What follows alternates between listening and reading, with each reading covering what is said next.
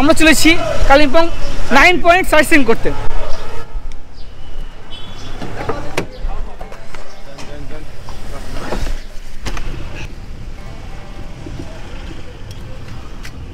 কালিম্পংয়ের এই 9 পয়েন্ট সাইটসিইংয়ে আমরা চলেছি আমাদের প্রথম গন্তব্য পাইন ভিউ ক্যাকটাস নার্সারি।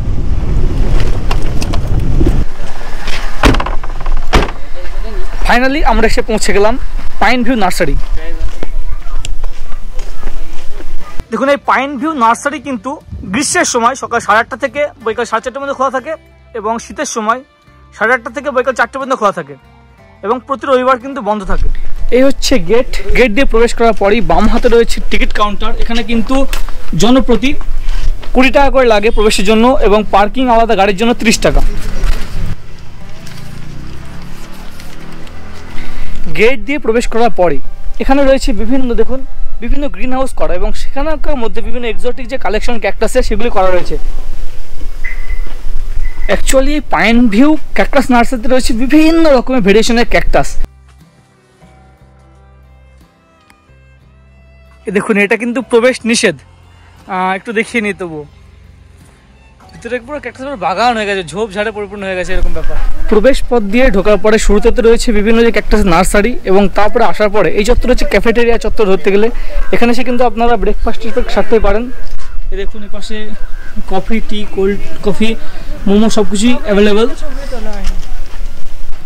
এবং এর সাথে অ্যাকচুয়ালি এই যে ক্যাকটাস নার্সারি তার সাথে রয়েছে পাইন ভিউ যে হোমস্টে, সেটিও কিন্তু এই চত্বরেই।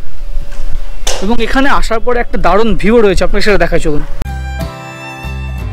হ্যাঁ, পিছনের অসামান্য পাহাড়ের ভিউয়ের স্বাদ নিতে আপনি এখানে বসতেও পারেন, এখানে বসার বন্দোবস্ত রয়েছে। তবে আমার মনে হয় সাইট সিনিংয়ে এসে এখানে বেশি সময় অতিবাহিত করা উচিত হবে না। আপনি আসুন, টুকটাক একটু ঘুরে নিন, ক্যাকটাস গাছগুলি দেখুন, তারপরে পরবর্তী জায়গার জন্য বেরিয়ে যান। 20 টাকার বিনিময়ে প্রবেশ করা কিন্তু অর্থে, অর্থাৎ আপনার টাকা কিন্তু চলে যাবে না, বেশ উপভোগ করবেন জায়গাটা। যাক চলুন আমরা আগে ছিলাম আমাদের পরবর্তী গন্তব্যের দিকে।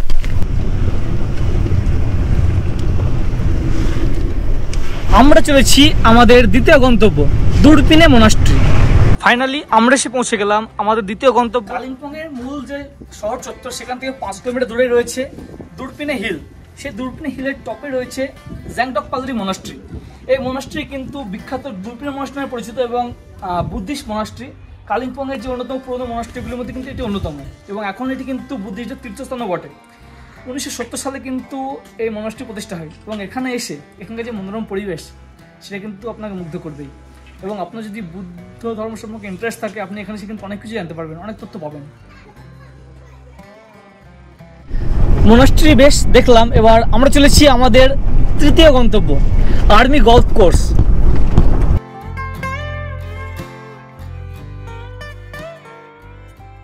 কালিম্পং থেকে দূরপিনে মনাস্ট্রি যাওয়ার রাস্তাতে কিন্তু এই গলফ কোর্স। তবে আমরা দূরপিনে প্রথম গেছিলাম এবং তারপরে ফেরার পথে গলফ কোর্সটা দেখাবো।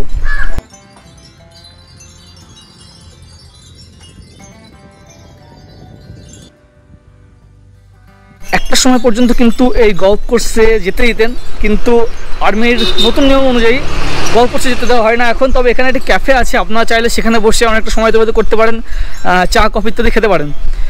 এরপরে গলফ কোর্সের ঠিক উল্টো দিকে রয়েছে মর্গান হাউস, সেটা কিছুটা দেখায় আপনাকে।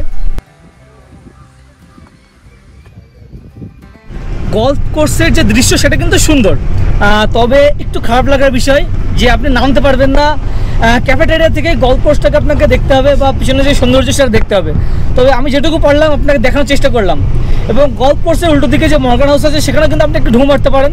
আমি বাড়ি থেকে দেখানোর চেষ্টা করলাম। যাক আমরা চলেছি আমাদের পরবর্তী গন্তব্যের দিকে। তো বুঝতে পেরেছেন ফাইনালি আমরা পৌঁছে গেছি ডেলো। মেন গেট দিয়ে প্রবেশ করার পরে ডান দিকে হচ্ছে টিকিট কাউন্টার, যেখানে হচ্ছে জনপ্রতি 20 টাকা করে লাগে আপনার ইন্ডিয়ান হলে, আর যদি ফরেনার হন জনপ্রতি 50 টাকা। এবং এখানে কিন্তু সময় হচ্ছে সকাল 9টা থেকে একেবারে বিকাল 5টা পর্যন্ত।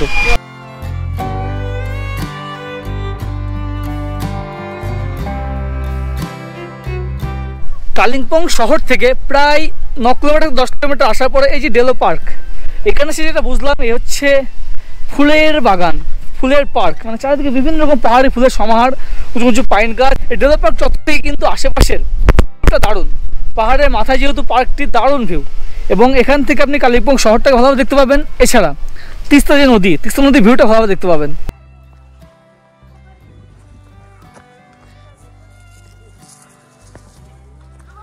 পার্ক চত্বরে জায়গায় জায়গায় এরকম করা আছে বসার বন্দোবস্ত। তো আপনারা এই মনোরম পরিবেশে এরকম শেডের আদলে করা বসার বন্দোবস্ত এখানে বসে সময় অতিবাহিত করতেই পারে। কিছুটা আসার পরই ডেলোর যে বাংলো, এই হচ্ছে সে বাংলো। পার্ক চত্বর ঘুরতে ঘুরতে আমরা এমন একটা জায়গায় পৌঁছে গেলাম, এখান থেকে কিন্তু তিস্তার দারুণ ভিউ রয়েছে। তিস্তা সহ আশেপাশে যে পরিবেশ, অসাধারণ ভিউ। 1704 মিটার উচ্চতায় অবস্থিত ডেলোর যে হিল টপ, এই যে পাবলিক পার্ক, এই পার্কে বর্তমানে আমি রয়েছি। যে উঁচু উঁচু পাইন গাছ, তার মধ্যে যে হাঁটার বন্দোবস্ত এবং দুপাশে দেখুন বিভিন্ন ফুল গাছের সমাহার সেই চত্বরে। এই চত্বরে সে কিন্তু আপনার বেশ দারুণ লাগবে। অর্থাৎ এই যে ডেলো পার্ক, এই পার্ক কিন্তু ভেরিয়েশনে পরিপূর্ণ। আপনার এই চত্বরে সে কিন্তু প্রায় অনেকটা সময় অতিবাহিত হবে। আমি বলছি ডেলো পার্ক কিছু যদি প্যারাগ্লাইডিং নাও করেন, তবুও কিন্তু আপনারা ঘন্টা দেড়েক থেকে দুয়েক আপনি এখানে সময় অতিবাহিত করতে পারবেন।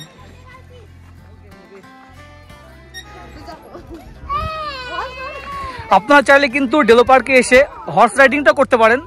150 টাকার বিনিময়ে টোটাল পার্কটা আপনাকে এক রাউন্ড দেয়।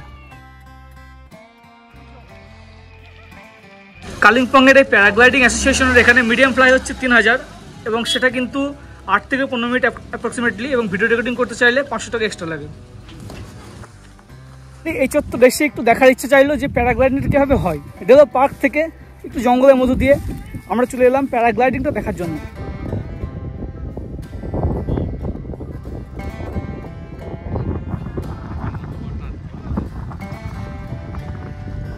এখন ল্যান্ডিং করার চেষ্টা করছে, প্রচন্ড হাওয়া দিচ্ছে কিন্তু এখানে।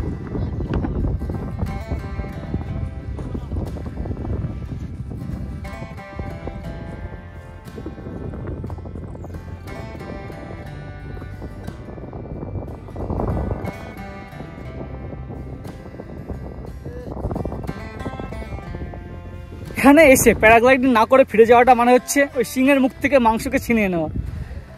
প্রচুর ইচ্ছে ছিল প্যারাগ্লাইডিং করার, তবে সামর্থ্য দরকার। 3500 টাকার ব্যাপার আছে। যাই হোক, চ্যানেলে 10,000 সাবস্ক্রাইবার হোক, অবশ্যই চেষ্টা করবো প্যারাগ্লাইডিং করার, এবং তখন আপনারা নিশ্চয়ই দেখাবো। কালিম্পং সায়েন্স সিটি ঢোকার মুহূর্তে বাম দিকে রয়েছে টিকিট কাউন্টার। এখানে কিন্তু জেনারেলের জন্য, ভিজিটার্সদের জন্য আর কি টিকিট প্রাইস 40 টাকা পার হেড, ফরেনারদের জন্য 50 টাকা, এবং পার্কিংয়ের জন্য 4 হুইলার 50, 2 হুইলার 20। তো বুঝতেই পেরেছেন, ফাইনালি আমরা এসে পৌঁছে গেলাম কালিম্পং সায়েন্স সিটি। এই চত্বর যে পার্কিং চত্বর, এখান থেকে পার্কিং করার পরে আমরা সামনে থেকে আগে চলেছি। শুরুতেই রয়েছে এরকম একটি ডাইনোসর, কালিম্পং সায়েন্স সেন্টার। চলো আগে এটার ভিতরে যাই, তারপরে পাহাড়ের টপের দিকে যাব। আর 5টা সায়েন্স সিটির মতো এই কালিম্পংয়ের সায়েন্স সেন্টারের এই যে রুম, এর ভিতরে কিন্তু বিভিন্ন রকমের মগজের বিভিন্ন খেলাধুলো আছে, ফানি গেমগুলো আছে। আপনারা চত্বরে এসে এনজয় করতে পারেন। তবে আমার এর চেয়ে বেশি আকর্ষণ হচ্ছে পাহাড়ের যে ভিউটা, সে চত্বরটা আপনাকে নিয়ে যায় এবং সেখানে যে কেমন কী অ্যাক্টিভিটিস আছে সেটা দেখাবো। সায়েন্স সেন্টারের ভিতরটা দেখার পরে আমরা চলে এলাম পাশের যে পাহাড়, অর্থাৎ সেই পাহাড়েও কিন্তু বিভিন্ন রকমের বিজ্ঞানের রকম করা রয়েছে, সেটা দেখানোর জন্যই। পার্কের মধ্যে রয়েছে লিফট ইয়োরসেলফ, অর্থাৎ এখানে রয়েছে একটি প্ল্যাটফর্ম এবং রোপ আছে। প্ল্যাটফর্মে দাঁড়িয়ে রোপটাকে টেনে নিজেকে উপরের দিকে ওঠাতে হবে আর কি। চলুন ট্রাই করি।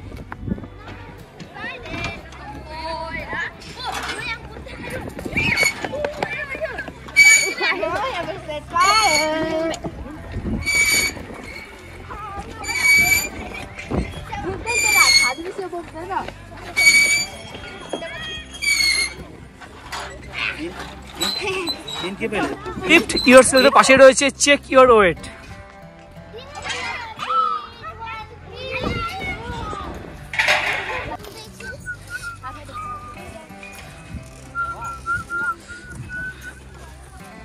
আমি এসে পৌঁছে গেলাম সায়েন্স সেন্টারের হিল টপে। তো আশেপাশে পরিবেশটা দেখুন, জাস্ট ওয়াও। এই হিল টপেও করা রয়েছে পার্কের আদল, এবং সেখানে রয়েছে বিভিন্ন ডাইনোসরের স্ট্যাচু করে রাখা রয়েছে। এই দেখুন, এই যে হিল টপে যে ডাইনোসরের বিভিন্ন স্ট্রাকচার করে তাদের লাইফস্টাইল নিয়ে বিভিন্ন বিস্তৃত লেখা রয়েছে। এটা বাচ্চা থেকে বুড়ো সবাই কিন্তু এনজয় করবে এবং দারুণ লাগবে। বিশেষ করে যদি আশেপাশে একটা ক্লিয়ার ভিউ থাকে, তাহলে কিন্তু আরও বেশি এনজয় করবেন। কালিম্পংয়ের এই সাইট সিইং চত্বরের মধ্যে আপনারা কিন্তু ডেলো এবং কালিম্পং সায়েন্স সেন্টার দারুণ এনজয় করবেন। এই সায়েন্স সেন্টার কিন্তু সোমবার ছাড়া সপ্তাহের অন্যান্য দিন এই সায়েন্স সেন্টার সকাল 10টা থেকে বৈকাল 4:30 পর্যন্ত খোলা থাকে।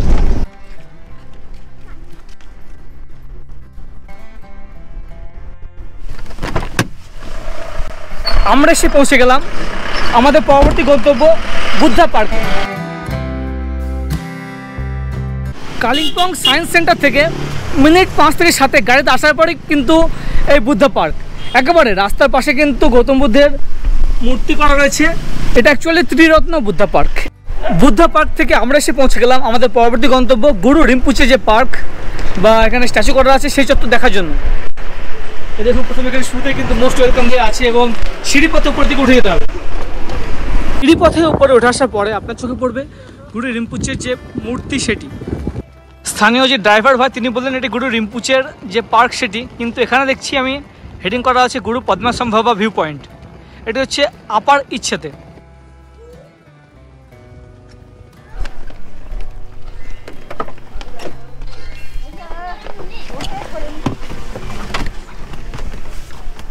তো আপার ইচ্ছের এই যে গুরু পদ্মাসম্ভবা ভিউ পয়েন্ট, সেখান থেকে মোটামুটি মিনিট 2 না, পায়ে হেঁটে মিনিট 2 এবং গাড়িতে 1 মিনিট আসার পরে এখানে রয়েছে দুর্গা মন্দির এবং তার পাশে হনুমান ফটক।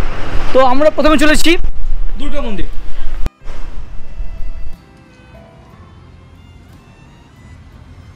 দুর্গা মন্দিরে কিন্তু এভাবে বসার বন্দোবস্ত রয়েছে এবং সেখান থেকে সামনের পাহাড় সহ যে ভিউ, সেই ভিউটা কিন্তু অনবদ্য। দুর্গা মন্দিরের ঠিক উল্টো দিকে মোটামুটি 1 মিনিটও না, এই হচ্ছে হনুমান মন্দির। আমরা এখন চলে এসেছি হনুমান মন্দিরের দিকে।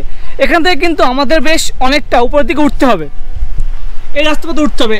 এখানে 2টি রাস্তা আছে, একটি হচ্ছে ওঠার জন্য, যাওয়ার জন্য, এবং এই সিঁড়িটা হচ্ছে নামার রাস্তা। রাস্তা পথে উঠে আসার পরে এখানে এসে দেখতে পাবেন যে হনুমান যে একটি বিরাট বড় মূর্তি করা রয়েছে, সেখানেও কিন্তু আপনাকে সিঁড়ি বেয়ে উঠতে হবে। কালিম্পংয়ের এই যে 9 পয়েন্ট সাইট সিন করলাম আমরা, তার জন্য খরচই বা কত? আমরা যে ভাইয়ের সঙ্গে সার্চিंग করেছি, पवन भाई नमस्ते भैया। नमस्ते। मैं बोल रहा हूँ कि अगर कोई सर्चिंग करना चाहता है इस 9 पॉइंट को, तो इसके लिए क्या चार्जेस वगैरह रहता है? चार्ज का रो 1800 से 2000 रहता है। सीजन ऑफ सीजन के ऐसा होता है, मोटामोटी 1800 से हो जाएगा। अच्छा, और इसके लिए कितना टाइम लगता है? ये साइट का पूरा टाइम तो 3.5 घंटा 4 घंटा है। 4 घंटा मैक्सिमम, 4 घंटा मैक्सिमम। और ये तो आपका 4 सीटर के लिए हो गया 1800।